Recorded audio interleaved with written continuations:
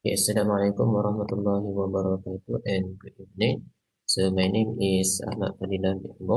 I'm from the Department of Mathematical Science, UTM.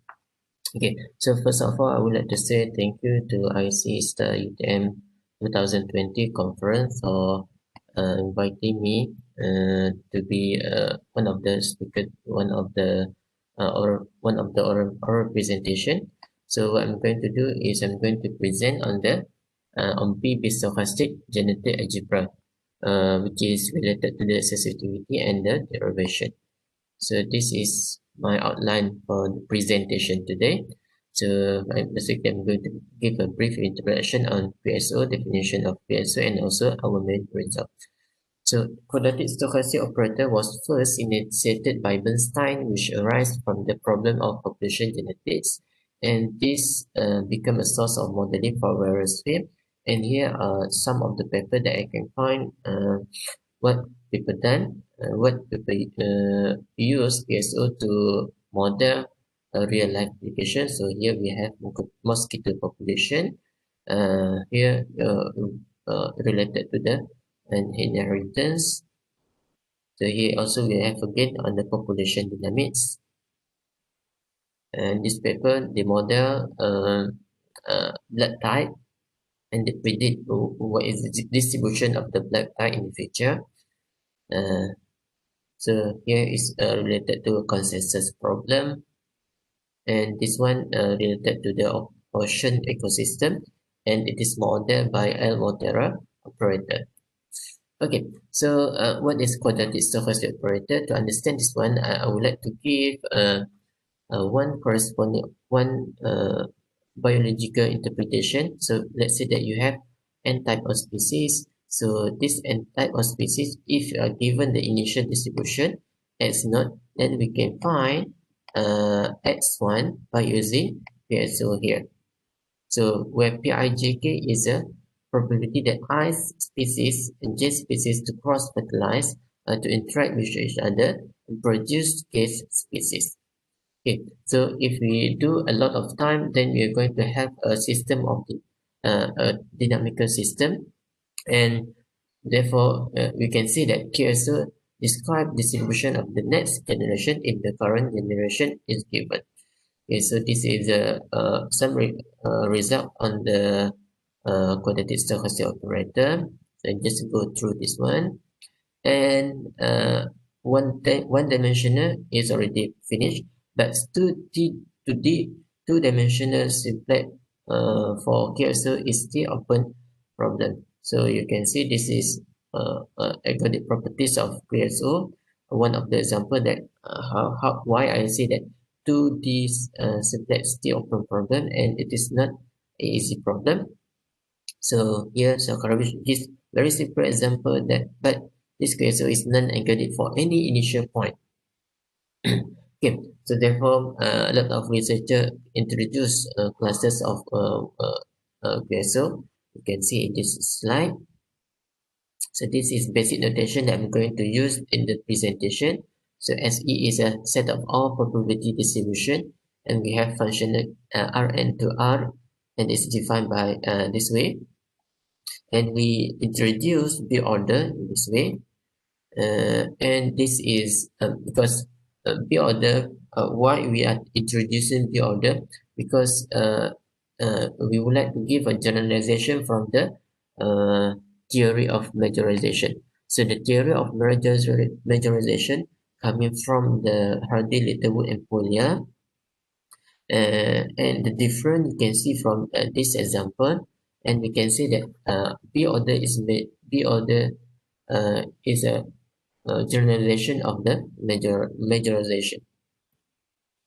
Okay, so this is the definition of the quadratic stochastic operator given by 2.2, and the heredity coefficient satisfy 2.3, and we can see that for each coordinate of k here, it is less than infinity, and you can check we map from SE to itself. So we call that QSO B QSO is B stochastic if satisfy this property. And this work have been done previously. So we have this theorem for QSO on S1 to S1, and here is the QSO and S2 and S2. So for higher dimension, it's still open problem. And this one is how we introduce genetic algebra generated by a QSO.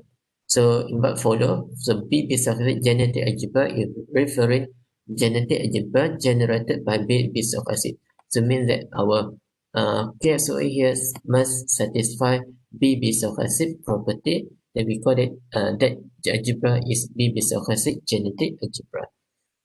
Okay, so this is definition for a Terra operator, which is most well studied class in the QSO given by 2.6, 2.7, and 2.8 is just another representation of the Terra operator. So I'm going to give you the main result in our in this presentation. So this is the definition of associativity. So we say that we say that an algebra is associative. We satisfy this equality, and for genetic algebra, we don't have to check for any x, y, z in Re. So we can check for the basis only. So we can take the basis and check whether these properties for all this one. So it is enough to check that one. So it reduce our work a lot. And next one, multiplication table help us very much on simplifying our calculation. And we have associativity on two-dimensional B-based opposite algebra. So it is associative if and only if B is equal to 0. And on three dimension, we have this statement. So we fully describe for associativity on two dimension and three dimension. So based on Cartesian theorem, said that all derivation, associative and commutative are trivial.